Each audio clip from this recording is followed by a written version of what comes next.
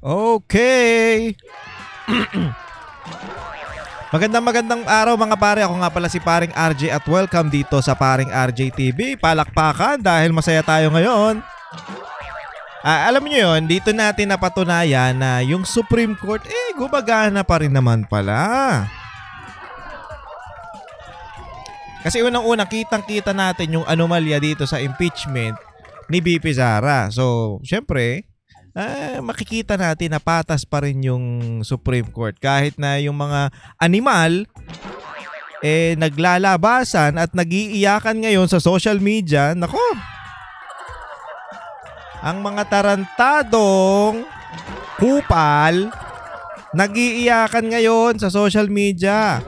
Unang-una, bakit sila mag-iiyakan kung pinapasagot nga sila ng Supreme Court patungkol doon sa sa article of impeachment, hindi sila sumagot. O tapos ngayon desisyon na ang Supreme Court, tapos tsaka kayo iiyak? Mga gago. Kita mo katarantado ng mga to, 'di ba? Pinapasagot sila, tahimik. Pucha, nung naglabas na ng desisyon yung Supreme Court, ay pucha yun. Doon sila nag-ingay. At hindi lang hindi lang isa, hindi lang dalawa, kundi napakaraming dilawang animal, pulahan, at kung sino-sino pang mga kontra sa mga Duterte ang nag-iingay. At dinadamay na naman ang taong bayan. Alam mo yung gamit na gamit ngayon yung salitang, alam mo yun, taong bayan, dahil gusto ito ng taong bayan. Tinatanggalan nyo ng karapatan ang taong bayan, di ba? Mga tarantado. Wala kaming pakialam taong bayan sa inyo, mga gago kayo. At sino syempre ang unang-unang umaano dyan? Hindi naman siya una. Kumbaga siya yung pinaka, alam mo yun, umiyak dito.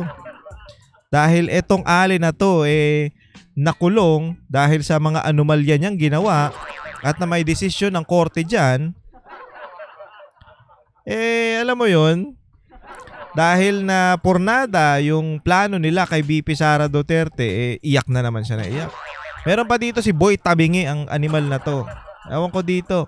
Alam nyo, mahirap mahirap punahin yung kapansanan niya na sinasabi niya. Hindi naman kapansanan na sabi niya stroke survivor daw siya. Okay, oo. Sige, okay na yan. Pero naman, ayusin mo naman kasi yung ugali mo. Binigyan ka na nga ng pagkakataon mabuhay ulit Tapos ganyan pa rin, hindi mo babaguhin yung ugali mo. Nako, mahirap yan, sir. Ma'am? Sir? Hindi ko magets kung ano to Comment nyo nga sa baba kung ano to, kung sir ba to o si ma'am. Si Percy. Pangalan pa lang, pang ma'am na O sige, sino ba itong mga nag-iingay na to? Pero bago natin simulan tong balita natin o itong mga videos natin, wag nyo pong kakalimutang mag-subscribe dito sa aking YouTube channel, Paring RJ TV, at mag-follow doon sa aking Paring RJ sa sa Facebook. At syempre wag niyo kakalimutan sa TikTok, meron din tayong TikTok account, Paring RJ Banateros, Paring RJ TV Banateros. Makikita niyo yan. Marami akong upload diyan, mga pare. Okay? Okay po ba 'yon? At syempre, maraming salamat sa mga mahal kong subscribers. Maraming salamat sa pag-share ng video at pag-like. Pagpatuloy nyo lang po yan. At syempre, gaganahan tayo pag merong mga likes and share sa mga video. Mas marami tayo dito, mas masaya. At sa mga bagong subscribers natin, maraming salamat sa pagtitiwala. Palakpakan. At dun sa mga bashers natin, wala akong pakialam sa inyo, mga tarantado kayo. Pero okay lang yan, mag-comment lang kayo dyan. Sasagutin ko kayo pag may time ako. Tsaka yung medyo mga tanga, bawal ang mga tanga dito, okay? Yung medyo alam mo yung mga pakawala lang ng kabilang kampo. Alam mo yun, yung mga tumatrabaho lang para yung sumasahod para lang banatan yung mga, para kontrahin yung mga vlogs natin. Alam mo yun? Mga bayad dyan at hindi nyo mapagkakaila ng mga troll kayo. Alam natin yan, syempre. Kayo pa ba? Nako. Anyway, mag-subscribe muna kayo sa ating dito sa ating YouTube channel. Okay po ba 'yon? Okay? Maraming salamat po. At wag nyo nakakalimutan mag-ingat dahil alam nyo yun, kahit na hindi na masyadong nag-uulan pero meron pa rin mga panaka-naka kasi ambon-ambon. Baka mamaya bumuhos na naman yan. At syempre, wag kayong magmamadali sa kalsada pag alam nyo basa ang kalsada. Naku, wag kayong magmamadali. Parang awa nyo na. Kasi kung hindi kayo maaksidente, okay lang kung kayo maaksidente. Yung nagmamadali kayo, naaksidente kayo, okay lang yan. Pero kung makadamay pa kayo at makapurwisyo kayo, yun ang bad trip. Diba? Yung nananahimik na nagdadrive yung isang mama o yung isang pamilya tas madadamay, bad trip yun. Dahil na yung katarantaduhan nung iba, putya pati kayo madadamay. So mag-ingat lalo na yung mga truck. Putya kala mo walang preno eh. Ewan ko sa mga yan. Yan, susunod yung speed limit ng mga truck dyan sa, lalo na sa express, nako. Batbata yung mga yan. Anyway, umpisa na natin to, pero tingnan muna natin tong, yung nirelease ng Supreme Court. Ito yun, no? Okay. Attorney Michael Wesley T. Powa. Welcome the Supreme Court's ruling declaring the article of impeachment against VP Sara Z. Duterte unconstitutional for violating the one-year bar rule, Article 11, kung hindi ako nagkakamali, numeric to, Section 3.5 of the 1987 Constitution. So, kitang-kita na natin na doon pa lang sa one-year bar, binayolate nila, wala na yan, hindi na magtutuloy yan. Tapos may mga sinasabi pa sila dito, alam nyo yung palusot nila na hindi porket na alam mo yun, hindi porket na hindi matutuloy o na may ruling na ang Supreme Court dyan na basura na yung article of impeachment na yan, hindi na yun. Parang pinopoint nila dyan, hindi na dapat managot si VP Sara. Hindi naman na patunayan na wala siyang ginagawa. So yun yung mga nila ngayon, mga narratives nila. Na porket ba hindi na yun itutuloy, ligtas na si VP Sara. Ayun ang narrative nila, ayun mga sinasabi nila o mga, alam mo yun, mga palusot nila patungkol dyan. Hindi naman, okay naman. Kasi sabi naman ng Supreme Court, hindi naman, the decision of the honorable courts affirm what we had maintained from the outset, that the fourth impeachment complaint is constitutionally infirm. So, kasi ang nangyari dito, para sa mga hindi nakakaalam, pero aware naman ako na alam nyo yun. Yung impeachment kasi na binigay dyan ng Kamara o inano ng Kamara 4. So ang rule kasi, ang nasa Constitution kasi, isang impeachment lang ang pwede nyong i-file sa impeachable official ng government, which is dito nga sa instance na to, si VP Sara nga, isang beses ka lang magpa-file sa isang taon. So nilabag nila yung rule na 1-year bar. So kailangan sa loob ng isang taon, isang beses lang. Ang ginawa nila, hindi lang 2, 3, ginawa nilang 4. Tapos, ang malupit doon, yung pang-4, ang pinush nila. Di ba dapat una muna? Kaya nga nagkaroon ng katarantaduhan dito So, sabi pa dito, this unanimous decision has once again upheld the rule of law and reinforced the constitutional limits against abuse of the impeachment process. So, hindi lang, alam mo yon, hindi lang, kumbaga unanimous yung decision na hindi na dapat ituloy itong impeachment. Kasi nga naman, mali. Ayun ang nila dyan. So, ayun ang nirelease ng Supreme Court. Tapos, nagre-reklamo sila ngayon. Bakit daw hindi itutuloy? Ang pangit daw ng desisyon ng Supreme Court. Hindi daw makatarungan. Di ba? Ayun ang sinasabi nila ngayon. Tapos may sinasabi pa, unconstitutional daw yung ginawa ng... Pucha, Supreme Court na yun, nag-aangal pa kayo? Eto kasing mga to, parang, alam mo yung kahit alam nilang mali yung ginagawa nila, well, siguro hindi nila alam. Dahil ang gusto lang nilang mangyari, siguro, kumita sila. At ang utos ng amo nila, patalsikin to si BP Sara. Ngayon, pag hindi nila nagawa yan, alanganin talaga. Walang pwedeng manalong presidente sa darating na 2028 election kung hindi lang to si BP Sara. So, ang laki ng, alam mo yun, ang laki ng dagok nila sa buhay ngayon dahil hindi nila napa-impeach tong alin na to. So, ito panoorin natin tong si De Lima nag-iiyak eh. O tsaka kasi punta mo si Junel. Kaya nag-iiyak eh. Anyway, si Junel pala naalala ko lang, si Junel Maka Duterte. Kasi naalala niyo yung excuse me. Naalala niyo yung interview kay Junel na meron kasing bowler si Junel ng Duterte. So, sabi ni De Lima, bakit suot-suot mo yan? Ayon to kay Junel Bakit suot-suot mo yan?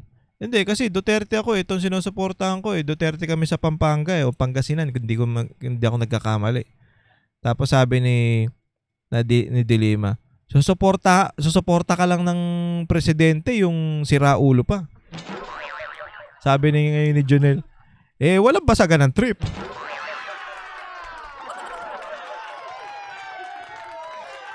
Tapos meron pa tong interview si De Lima na parang alam mo yung ang haba ng hair niya. Kasi ko siya wala namang problema pag nagmamahalan kayo.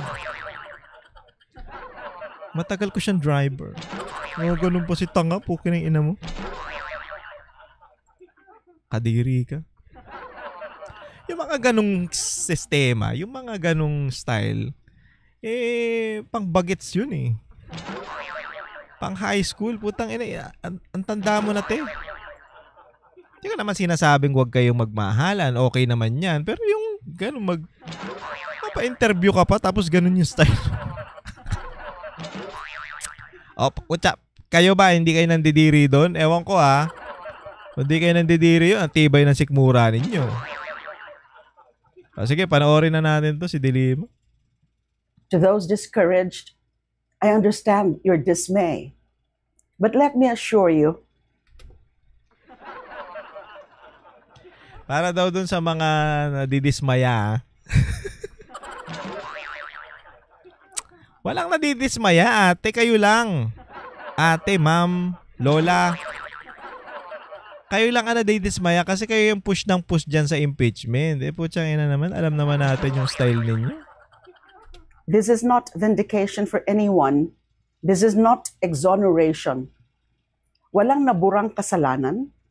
Walang nalinis na pangalan. Technical ang desisyon. So technical. Umaming kang technical.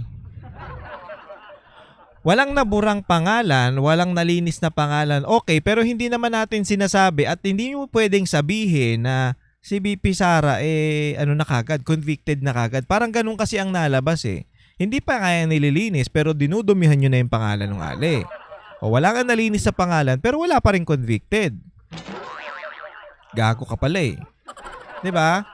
Kasi ganun ang nila ganun ang pinapalabas nila na porket hindi na tuloy dahil technical, dahil hindi naman pero hindi naman nalinis yung pangalan ni BP Sara, walang naburang kasalanan.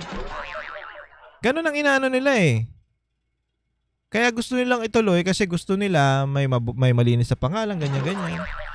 Pero ang siste dito kasi mali-mali yung ginagawa ninyo. Mali yung proseso na ginawa ninyo. So, anong nirereklamo nyo kung kayo yung mapagkakamali? Ganun lang kasimple yun Tapos, ang pinapalabas nyo na convicted na si BP Sara dun sa binibintang yung confidential fund niya. Na which is mas mataas pa yung confidential fund at yung mga utang ng presidente dun sa sinasabi yung confidential fund. Na wala naman tayong nakikitang ginagawa ng Pangulo. Pero si BP Sara meron. 'Di ba? O tsaka kung sinong dapat yung i-impeach, dapat i-impeach nyo muna yung Pangulo. Kasi yun maraming anomalya. Tsaka yan si Romualdez. Ina nyo. Diba? Ganun lang kasimple yun. Kaya etong mga animal na to, iyakan lang ng iyakan to, wala tayong magagawa. Pwede, see you next year na lang mga boss. Ate, madam, kuya, lola. See you next year na lang. To be exact, February 6, pwede ulit kayong mag-refile ng impeachment. O pwede nyo naman yatang gamitin yan. Sabi sa programa yata namin yun sa Banatero, sabi yata ni Atty. Tor yun. Pero sana naman galangin nyo, Supreme Court na yan eh. Ang problema kasi sa mga to, parang, alam mo yun, hindi nila ina-accept yung desisyon ng Supreme Court. Ano kayo, mas mataas kayo doon? Tsaka magugulat ka, mayroon daw dong isang judge na dilawan. Alam mo yun, yung desisyon niya, doon pa rin sa, alam mo yun, tama. Kasi, unang-una, kahit hindi ka naman abogado, kahit hindi ka naman judge, o kahit hindi ka naman masyadong edukado,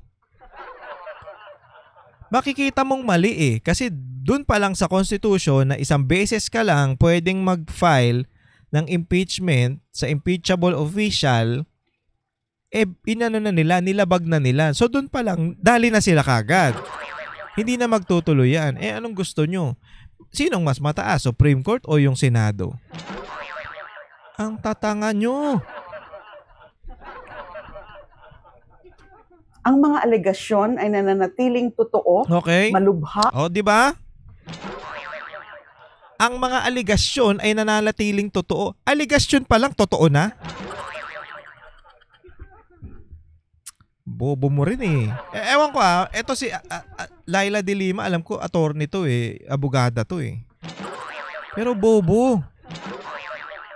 Ang nananatili, ano yung sabi niya? Nananatiling totoo. Allegation. Kalang desisyon. Ang mga alegasyon ay nananatiling totoo, malubha, at hindi pa nasasagot.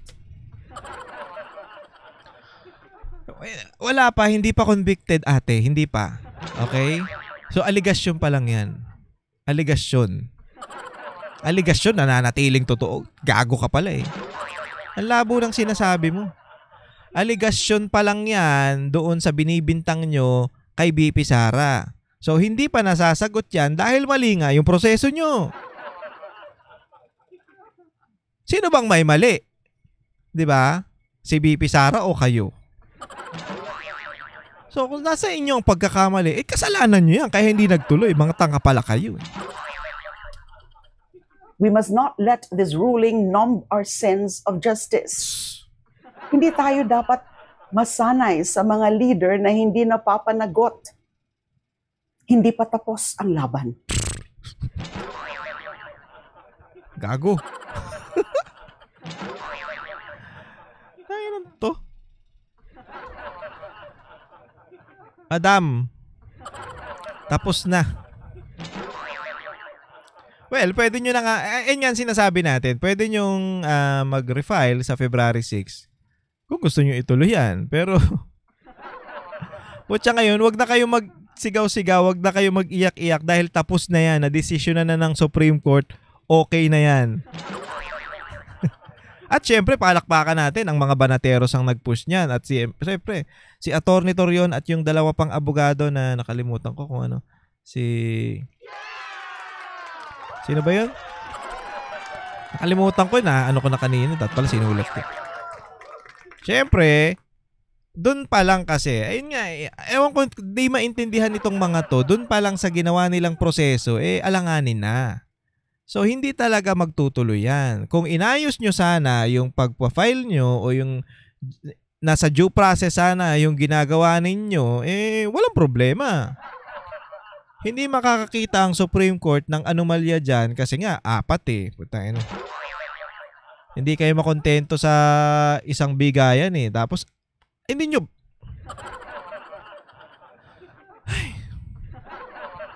Wala ba kayong legal team? Hindi ba kayo abogado? Wala ba kayong aral? Ano bang ginagawa nyo dyan sa Sa Congress? Putyang ina, wala ba kayong time mag-research?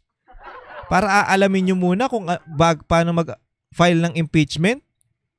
Kasi kung alam nyo yan, putya, hindi nyo gagawing 4 yan. Ganun lang kasimple yun. Kaya sa lahat ng nagmamalasakit, Wala kaming sa pakialam. lahat ng nagtatanong, patuloy tayong manindigan. Manindigan ka mag-isa mo. Patuloy tayong magbantay. Patuloy tayong manindigan para sa isang gobyernong totoo ang pananagutan. Hindi totoo ang gobyerno ngayong gago. Kinang inan to. Di ka pa manahimik. Manahimik na lang, no? Ano? Madam? Alam mo kasi ano ka na eh. Kota ka na eh. Manahimik na doon ka na lang kay Junel, di ba? Mag-usap kayo ni Junel, maggala kayo. Tangina ko ano-ano pang dahil sa galit nyo sa mga Duterte, putya, laging mali na lang yung mga ano nyo. Kahit alam nyong mali, ipilit yung tinatama dahil sa galit nyo. Mga tanga. O ito pa, panoorin pa natin to si ano. Meron pa tayo ha. Pagtiisan nyo na lang. Ewan ko sa mga... Paano kaya naging ano to? Ewan ko dito sa mga to. Paano naging kongresista tong mga tanga na to? Ang tatanga eh.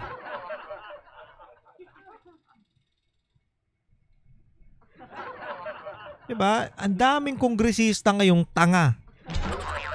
Totoo. O sige, panoorin na natin tong isang tanga na to. Gaya ng makulimlim na panahon. Ito, gumanong pa. Pucha, dinamay mo pa yung panahon para lang umaano ka pa eh, pumopoetry ka pa eh. Madilim din ang ating demokrasya. Binaliwala ng Supreme Court ang konstitusyon. Ayos mo ka muna. Ayos mo ka. Hindi binaliwala. Kayo ang nagbaliwala ng konstitusyon. Kasi iisipin mo, mali na nga yung prosesong ginawa nyo. Hindi binaliwala ng Supreme Court yan. Pinag-aralan nga mabuti. Tsaka kahit mismong simpleng mamamayan o simpleng tao, alam na mali yung ginawa ninyo. Mga tarantado pala kayo talaga eh. Tapos sasabihin mo, Supreme Court ang magbabaliwala sa konstitusyon. Mga tanga. Hindi magdidesisyon yan ng ikakasira nila. Supreme Court nga yan eh. Di ang katulad nyo na tanga. Ganun lang yun. Anak ng putang inang itong mga to. Ang babano. Mamalis na kayo dyan. Binaliwala ang sarili nilang mga desisyon. Sakit mo sa ulo, te. Ano, kuya? Ano ka ba? Puta, may paping-pink ribbon pa tong tanga na to. Sarili nilang desisyon. Desisyon na nga nila yun eh. Unconstitutional yung ginawa nyong pag-file ng impeachment o yung pag-impeach nyo kay BP Sara. Bakit? Kasi nga, hindi pumasok doon sa 1-year ban. Bar. Inang tanga. So kung nakasulat yon sa Constitution, bakit nyo binabaliwala? Binabasa nyo ba? Marunong ba kayong magbasa? Ganon? O hindi nyo kayang intindihin? Actually, sinabi na nga yan ni sino ba to? Tolentino eh. Senator Tolentino patungkol dyan eh. 'Di ba? Sinabi niya na yan na hindi po pwede at hindi nyo pwedeng itawid yan sa 28th Congress kasi nasa Constitution. Ang tatanga ninyo. Ay, mga pare, sumasakit ang ulo ko dito sa animal na to. Simpleng bagay, simpleng paliwanag, hindi nyo mag-gets o hindi nyo lang tinatanggap. Dahil alam nyong ano, kasi kayo naman na may kasalanan yan eh. Binaliwala ang separation of powers para lang protektahan ang vice-presidente. Hindi nila pinoprotekta. Ano ba?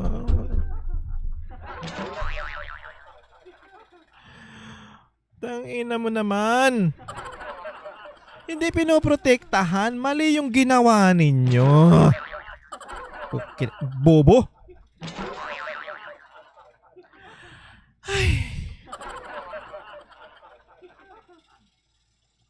Yung maglagay ka nga o mag-file ka nga lang ng mag-impeach ka nga lang ng 2 beses, mali na. Ginawa nyo pang 4. Hindi ba naman kayo yung isang damukal na tanga dyan sa Congress? Putya, walang nagsabi sa inyo na mali na yung ginagawa ninyo?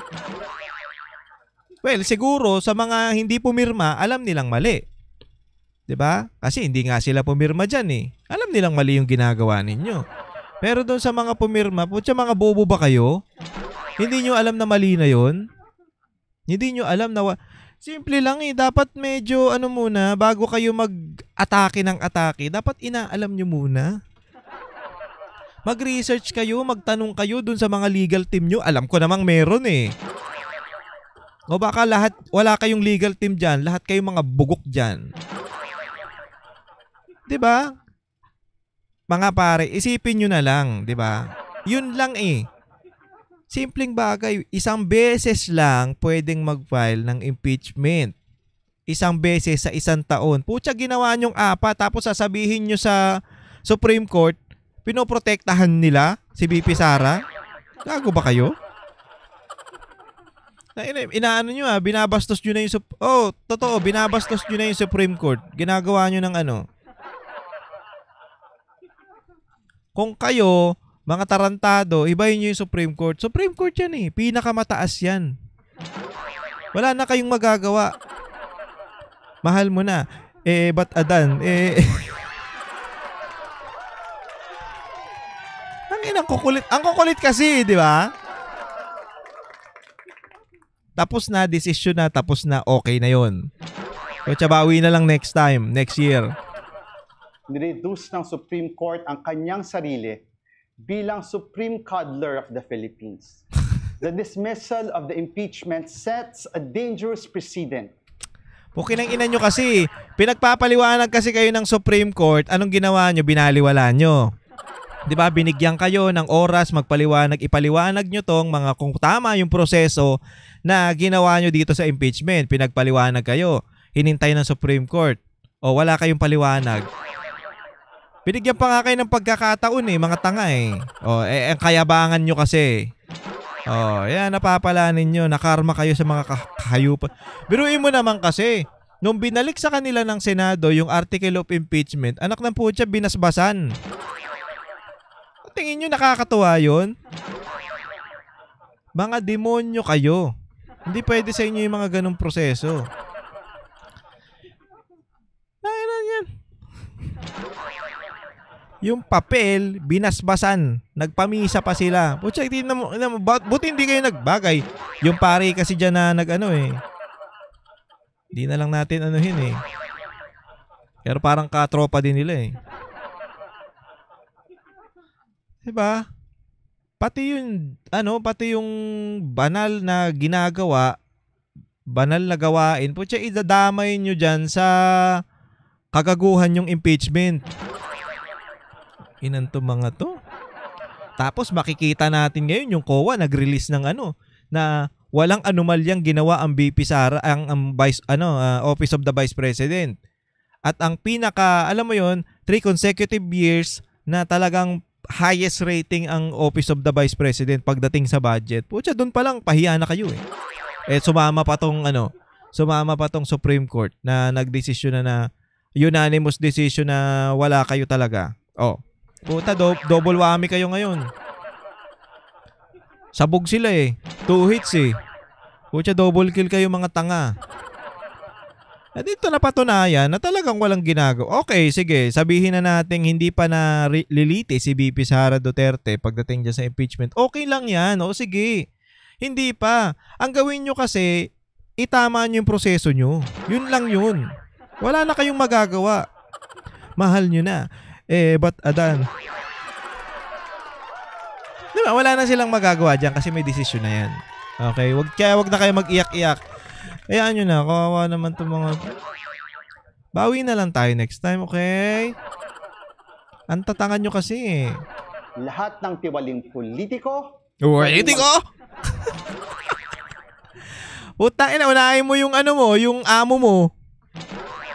Si Romualdez. Kutya, ang dami nilabag na katarantaduhan. Yung ayu-ayuda, yung papatarpulin. Diyan sa impeachment na yan, di umano nagbayad ng 150 million. Tama ba ako? Oh, di ba?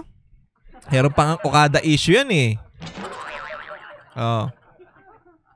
So, tiwaling politiko, mas tiwali ang amo mo. Wala nang ihigit pa dyan. O siya yung unahin mo, si Romualdez. Kutsa, wag niyong unahin niya si BP Sara dahil, ay nako. Alam nyo ba, mga kababayan, si BP Sara ang nagtanggal ng utang ng sa Davao City nung nakaupo na siya bilang, alam mo yon, bilang Vice President.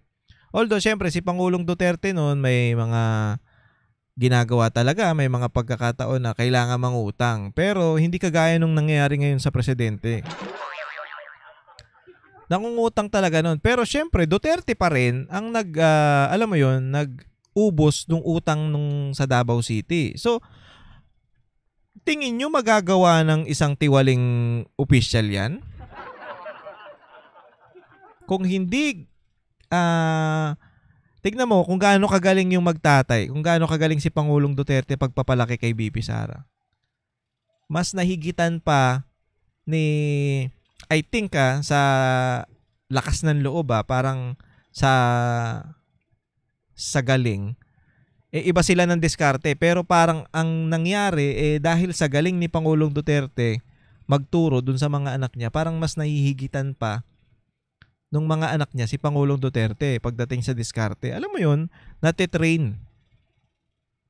Kumbaga, meron nga tayong sinasabi na yung tinuruan ko, mas gumaling pa sa akin. Ibig sabihin, magaling kang teacher. So, dito natin makikita kung gaano kagaling si Pangulong Duterte pagdating sa mga anak niya, di ba? Ganun kalupit. Kaya magtataka ka dito sa mga to. Putya, ba't si Bibi Sarang tinarget nyo? Ay, well, alam naman pala natin. Dahil may pangarap yung amo nilang tumakbo sa 2028. Hindi pa manahimik to eh. Sir, alam mo, ma'am,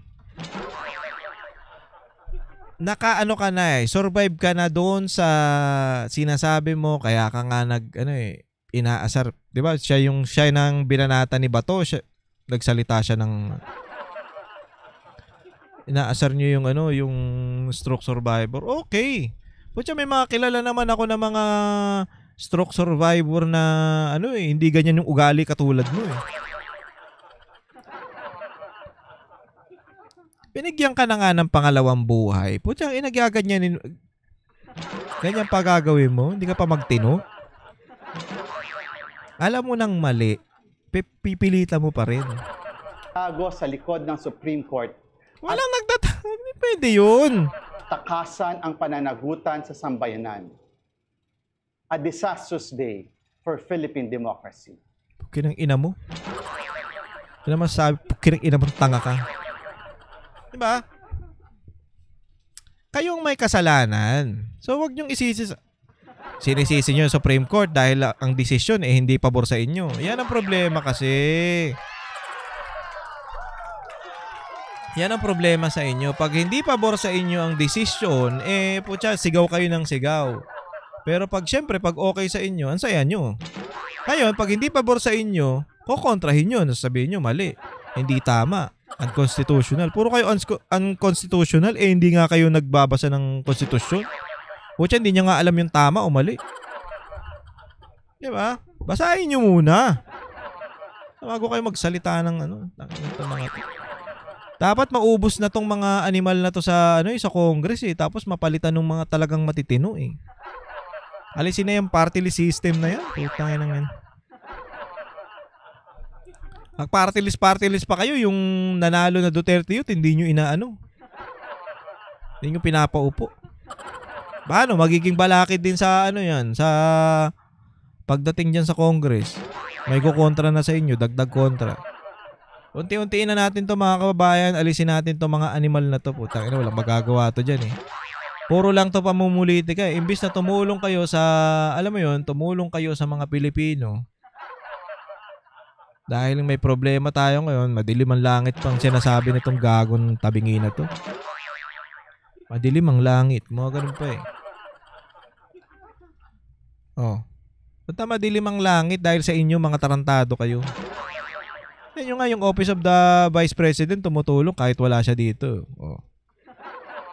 Ang dami natulungan. Basta kayo, puro lang kayo impeachment.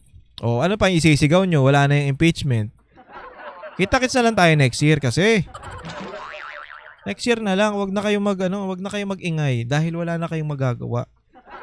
Yun lang. Tapos na yan, na-decision na yan, kaya manahimik na lang kayo, okay?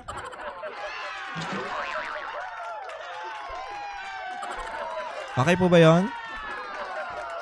At ito, maiba tayo kasi merong lumalabas na nadidinig-dinig natin. Alam nyo, si Torre pala, kaya tiniming yung paghahamon niya tapos biglang may, alam mo yun, merong lugar kagad, merong kagad na araw, 'di ba? Kasi si Baste Duterte, ang mga Duterte, naka-schedule na yan, yung family ng mga Duterte, naka-schedule ng umalis. Meron na yan ticket. So eto daw, yung pag-alis ni Baste, planado na to, matagal na, nakabook na yan ng ticket. Ngayon, yung pagsagot ni Torre dun sa hamon ni Baste, tapos pinalabas niya na kunyari charity work, tapos ganto kagad, planado. Nalaman ng kampo ni Torre na itong si Baste aalis pala ng Linggo papunta ng Singapore. Ay, tama ba? Kailan ba pumunta? Hindi, ngayong week. Aalis pala ngayong week papuntang Singapore. Kaya ngayon, ang sinabi ni Torre, mapapansin mo kasi, sige, boxing tayo. Araneta. Gawin na natin sa Linggo. Linggo na kagad para matulungan natin yung mga kababayan natin. 12 rounds, ganun-ganun siya, di ba? So, alam niya pala na aalis na tong si Baste. Now, para magmukha namang si Baste duwag, tiniming niya talaga yan. Siyempre, automatic na aalis yan si Kasi may ticket na. Para magmukhang natakot si Baste at tumakas, tiniming nila ngayon sa pag-alis ni Baste. Diba? Kasi naman, bakit ka magdidesisyon? Dapat, alam nyo, ang niyan ang siste sa negotiation, dapat nag-uusap. Okay? Kailan ka pwede? Kailan ako pwede? Ganito tayo. Ano yung mga condition mo? Ano yung mga condition ko? Ganon dapat. Hindi yung si Torre na lang nagdesisyon kasi alam niya Alam niya na aalis si Baste at siyempre jogging si Gago, nag-training. Kasi alam niyang hindi matutuloy. Pinapalabas niya na talagang desidido siya na makipaglabang kay Baste pero alam niya naman na aalis si Baste. Kaya tiniming ng Linggo. Oh. 'Di ba? Ganun lang kasimple yun. O hindi naman siya sumagot dun sa hamon ni Baste sa kondisyon ni Baste, sumagot ba siya? Sumagot. Simple lang yun. May kondisyon ka, may kondisyon ako. Pag kasundo tayo, sige. Pero hindi pwedeng ikaw lang yung magdidesisyon na, sige, dyan tayo sa Araneta sa Linggo na kagad. Nakikita nyo na. Nakikita nyo na tinatiming niya talaga lahat kasi pagmumukain niyan duwag si Baste. Kasi umalis. Pero kung iisipin nyo, kung talagang tatakas yan at iiwasan yan si Torre, hindi natin malalaman yan. Tsaka biglaan. Kutsa, ito alam namin na nakaschedule na to, matagal na. Okay, magpapaniwala dyan kay Torre, tanga yan. Kutsa, hindi nga siya sumagot doon. Sana sagutin niya rin yung sabi nga ni Baste, kung talagang totoo ka, kung talagang seryoso ka dyan, sagutin mo yung yung gusto ko, ito yung condition ko na hair follicle mo yan si yung amo mo para okay tayo lahat. Ang suggestion ko nga kung manalo si Baste, magpa-hair follicle yung amo niya. Ang mga official. Tapos, pag nanalo si Torre, yung charity work. Well, kahit naman manalo yan si Torre, siya pa rin ang panalo. Kung hindi siya papalag doon sa desisyon ni Baste. Kondisyon pala. Ganun lang kasimple yun Kung sigurado ka talaga, kausapin mo na si Marcos. Tsaka ang gusto ni yan, hindi naman boxing match Hindi boxing match ang gusto ni Baste. Yung tapatan lang, square-square lang. At baka mamaya kasi magkaroon ng pagkakataon dyan na pag napuruan ni Baste, baka ipadampot. Diba? Hindi ko alam. Wala namang imposible sa panahon ngayon Papadampot ka na lang kung gusto nila So mahirap yung mga mahirap yung mga usapin na to, kaya kailangan nating pag-isipan yan, dapat pag-usapan naman lang maayos yan. Sorry. At eto na nga, syempre, kahit papaano, meron pa rin tayong good news, diba? So yan. Yung impeachment ni VP Sara ngayong taon, wala na yan, okay? Punta tayo ngayon doon sa mga pinakabagong issue natin. Huwag nyo nang pansinin yung mga nag-iiyakan na hayaan nyo yung mga tanga na yan. Hindi lang nila matanggap na talo sila. Kasi putang ina, yung simple na lang yung instruction, hindi nyo pa magawa Tapos pag inano kayo ng Supreme Court, magre-reklamo kayo. Sabihin nyo, kakampi ng Vice President yung Supreme Court. Mga gago ang puta. Mga gago kayo. Ang administrasyong Marcos ang presidente ngayon. Sa tingin nyo, kakampihan ng Supreme Court si VP Sara kung titignan nyo sa pagtingin nyo. Diba? Ang presidente si Marcos, tapos si VP Sara mga bano, ewan ko sa inyo. Bahala na kayo sa buhay ninyo. Pero huwag nyo napansin yung mga yan. Wala na yan. Mga laos na yan. Anyway mga pare, maraming salamat sa pagsama sa atin. Hanggang dito na lang po ang ating video. Kita-kits po ulit tayo next time dito lang sa Paring RJ TV. Okay? Maraming salamat po sa inyo lahat. And God bless you all. Para sa inyo po ito. Kami ang boses ng masa, hindi natatakot. Katotohanan lang, di kami nalulunod. Walang bahid ng sismis, lahat ay totoo. Kahit sino ka pa, pag mali ka babanatan ka. Walang pinipili kulay, wala kaming kinikilingan. Basta para sa bayan, kami lalaban. Pag tama palakpakan, pag mali banatan. Di matitinag, di matatakot, para sa bayan tuloy ang sigaw. Sa harap ng kamera, walang halong takot. Mga baluktot, lahat kayo'y tutumba.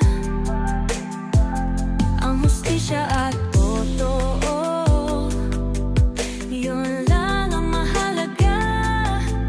Kahit sinong harang, di kami matitinag.